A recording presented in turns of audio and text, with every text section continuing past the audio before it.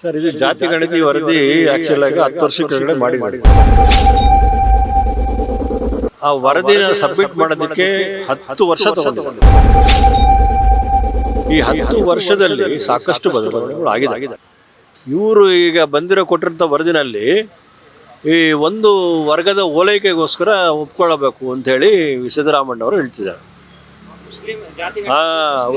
ಅದು ಅದು ಆ ವರ್ಗಕ್ಕೆ ಒಂದು ಇದು ಮಾಡಬೇಕು, ಅನುಕೂಲ ಮಾಡಬೇಕು ಅನ್ನೋ ಒಂದು ಉದ್ದೇಶದಿಂದ ಅವರು ಅದನ್ನು ಒಪ್ಕೊಳ್ಳೋಣ ಅಂತ ಹೇಳ್ತಿದ್ದಾರೆ. ಬಟ್ ಈಗ 10 ವರ್ಷದಲ್ಲಿ ಬಹಳಷ್ಟು ಬದಲಾವಣೆಗಳು ಆಗಿದ್ದಾವೆ ಅಲ್ವಾ, ಸಾಕಷ್ಟು ಬದಲಾವಣೆಗಳಾಗಿದ್ದಾವೆ.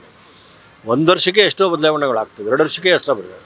10 ವರ್ಷದಿಂದ ತರದಲ್ಲಿ ವರದಿನ ಈಗ ತಗೊಂಡು ಅದನ್ನು ಇಂಪ್ಲಿಮೆಂಟ್ ಮಾಡೋದು ಸರಿ ಇಲ್ಲ ಅಂತ ನನ್ನ ಅಭಿಪ್ರಾಯ. ವಿರೋಧಿಸ್ತಾ ಇದೆ. ಅದರ ಜೊತೆಗೆ ಕಾಂಗ್ರೆಸ್ ಸರ್ಕಾರದಲ್ಲಿ ಡಿಸಿಎಂ ಕೂಡ ಡಿ.ಕೆ. ಶಿವಕುಮಾರ್ ಅವರು ಲಕ್ಷ್ಮೀ ಹೆಬ್ಬಾಳ್ಕರ್ ಕೂಡ ವಿರೋಧಿಸ್ತಿದ್ದಾರೆ.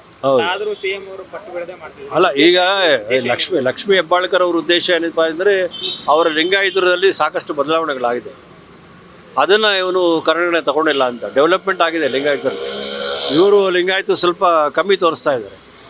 ಈಗ ಡೆವಲಪ್ ಆಗಿದ್ದಾರೆ ಲಿಂಗಾಯತರು ಅನ್ನೋ ಒಂದು ಉದ್ದೇಶದಿಂದ ಅಮ್ಮ ಲಕ್ಷ್ಮೀ ಹೆಬ್ಬಾಳ್ಕರ್ ಅವರು ಇದನ್ನು ವಿರೋಧಿಸ್ತಾ ಇದ್ದಾರೆ. ಆರ್ಥಿಕ ಸಮೀಕ್ಷೆ ಹೌದು ಸರ್, ಆರ್ಥಿಕ ಸಮೀಕ್ಷೆ ಅಂತ ಹೇಳಿದ್ರೆ ಅವರು ಅವತ್ತಿಗೂ ಇವತ್ತಿಗೂ ಎಷ್ಟು ವ್ಯತ್ಯಾಸ ಆಗಿದೆ.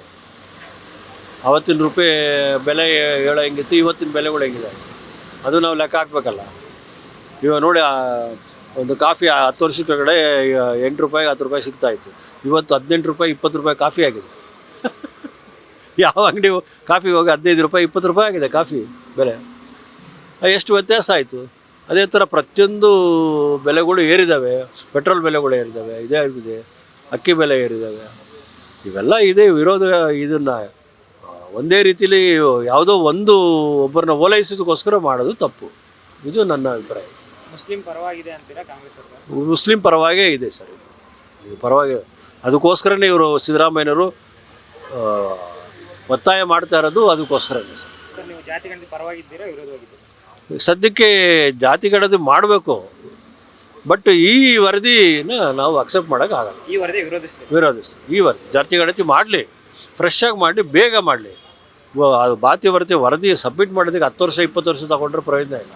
ಇವಾಗೆಲ್ಲ ಕಂಪ್ಯೂಟರ್ ಏಜ್ ಸರ್, ಬೇಗ ಮಾಡಬೇಕು. ಅದೇ ಎಷ್ಟು ಬೇಗ ಮಾಡ್ತಾರೋ ಅಷ್ಟು ಒಳ್ಳೆಯದು.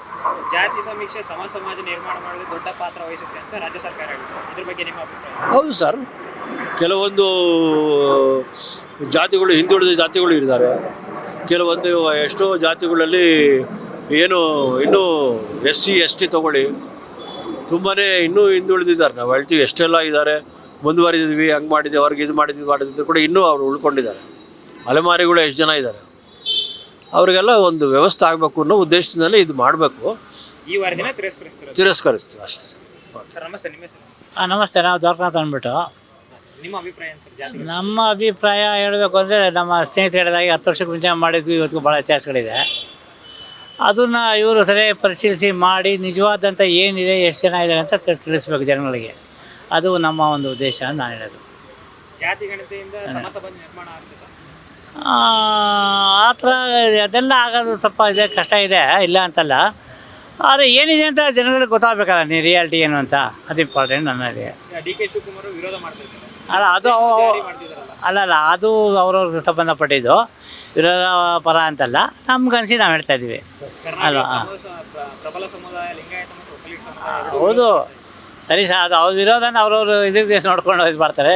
ನಿಜವಾದ ಏನು ಬರ್ತಾ ಇದೆ ಅಂತ ಕರೆಕ್ಟಾಗಿ ಹೇಳಿದ್ರೆ, ಕರೆಕ್ಟಾಗಿ ರಿಯಾಲಿಟಿ ಅದ್ರ ಮೇಲೆ ಕರೆಕ್ಟಾಗಿ ಕೊಡಲಿ ಅಂತ ನಮ್ಮ ಒಂದು. ಜಾತಿ ಗಣತಿ ಪರವಾಗಿದ್ದೀರಾ ವಿರೋಧ? ಪರ ಅಂತಲ್ಲ ಸರ್, ಇವತ್ತಿನ ಮಾಡಿದ್ರೆ ಅವತ್ತು ಪರನೇ. ಯಾರು ಹಳೆ ತೊಗೊಂಬಂದ್ಬಿಟ್ಟು ಅವತ್ತು ಇವತ್ತು ವ್ಯತ್ಯಾಸಗಳಿಂದ ಏನು ಮಾಡೋಕ್ಕಾಗಲ್ಲಲ್ವ. ಏನು ಹೇಗೆ ಅಂತ ಹೇಳೋಕ್ಕಾಗತ್ತೆ, ಯಾರು ಏನು ಹೇಳೋಕ್ಕಾಗಲ್ಲ. ಏನೋ ಸಲ ಮಾಡಿ ಅಂತ ಮಾಡೋದು ಬೇಡ, ಕರೆಕ್ಟಾಗಿ ಏನು ಅಂತ ಅಷ್ಟೇ. ಇಷ್ಟು 10 ವರ್ಷ ತಗೊಂಡು ಒಂದು ಮಾಡೋವಂಥ ವರದಿ ಇಲ್ಲ. ಇವತ್ತು ಕಂಪ್ಯೂಟರ್ ಈಗ ಎಷ್ಟು ಬೇಗ ಆಗುತ್ತೆ ಅಷ್ಟು ಬೇಗ ವರದಿಂದಲೂ ಅಷ್ಟು ಬೇಗ ಸಬ್ಮಿಟ್ ಮಾಡಬೇಕು. ಆಮೇಲೆ ಅದೇ ರೀತಿಯಲ್ಲೂ ಅದು ಏನು ಲೋಪದೋಷಗಳಿದೆ ಅದನ್ನು ಇಂಪ್ಲಿಮೆಂಟ್ ಮಾಡಬೇಕು. 5,98,00,000 ಜನ ಜಾತಿ ಗಣತಿ ಒಳಪಟ್ಟಿದೆ ಅಂತ ರಾಜ್ಯ ಸರ್ಕಾರ ಹೇಳ್ತಾ ಇದೆ. ಹೌದು, ಇದ್ದೇ ಇರ್ತವೆ. ಎಷ್ಟು ಪಾಪ್ಯುಲೇಷನ್ ಇದು ಒಳಪಟ್ಟಿದೆ. ಈಗ ಕರ್ನಾಟಕದ ಪಾಪ್ಯುಲೇಷನ್ ಎಷ್ಟಿದೆಯೋ ಅಷ್ಟು ಒಳಪಟ್ಟಿದೆ ಸರ್. ಎಲ್ಲರೂ ಜಾತಿ. ಬಟ್ ಈಗ ಮುಸ್ಲಿಮರಲ್ಲಿ ಜಾತಿ ತೋರಿಸಿಲ್ಲ ಸರ್, ಹಿಂದೂಗಳಲ್ಲಿ ಮಾತ್ರ ಜಾತಿ ತೋರಿಸಿದ್ದಾರೆ. ಅದೇ ಮುಸ್ಲಿಮರಂದ್ರೆ ಅವ್ರು ಒಂದೇ ತೋರಿಸ್ತಾರೆ. ಅಲ್ಲ, ತೋರಿಸಿಲ್ಲ ಅರ್ಥ ಏನು ಅಂತ. ಅಂದ್ರೆ ಮುಸ್ಲಿಮರಲ್ಲಿ ಅದು ಜಾತಿ ಇಲ್ವಾ? ಇಲ್ಲ ಒಂದೇ ಅಲ್ವಾ ಇದೆ ಅಲ್ಲೂ ಇದೆಯಲ್ಲ ಅಲ್ಲೂ ಪುನಃ ಪರ್ಗದಲ್ಲಿ ಜಾಸ್ತಿ ಆ ವರ್ಗದಲ್ಲೂ ಕೂಡ ಆ ವರ್ಗದಲ್ಲಿ ತುಂಬ ಹಿಂದುಳಿದವರು ಇದ್ದಾರೆ, ಫಾರ್ವರ್ಡ್ ಅವರು ಇದ್ದಾರೆ. 3-4 ವೆರೈಟಿ ಶಿಯಾ ಸುನ್ನಿನೇ ಇದೆ. ಮೇಯ್ನಾಗಿ ಶಿಯಾ ಸುನ್ನಿ 2 ವರ್ಗ ಇದೆ. ಆ ಶಿಯಾ ಸುನ್ನಿನೆಲ್ಲ ಮತ್ತು ಇನ್ನೊಂದಷ್ಟು ವರ್ಗಗಳಿದ್ದಾವೆ. ಅದನ್ನೆಲ್ಲ ಇವರು ಪರಗಡೆ ಮಾಡದೆ ಅವ್ರನ್ನೆಲ್ಲ ಒಟ್ಟುಗೂಡಿಸ್ಬಿಟ್ಟಿದ್ದಾರೆ. ಅದು ಇವರ ಒಂದು ಎಲೆಕ್ಷನ್ ಗಿಮಿಕ್ ಅಂತ ನನಗನ್ಸುತ್ತೆ. ಓಟ್ಗೋಸ್ಕರ ಇವರು ಅವ್ರನ್ನೆಲ್ಲ ಒಟ್ಟುಗೂಡಿಸ್ತಾ ಇದ್ದಾರೆ ಅಷ್ಟೇ.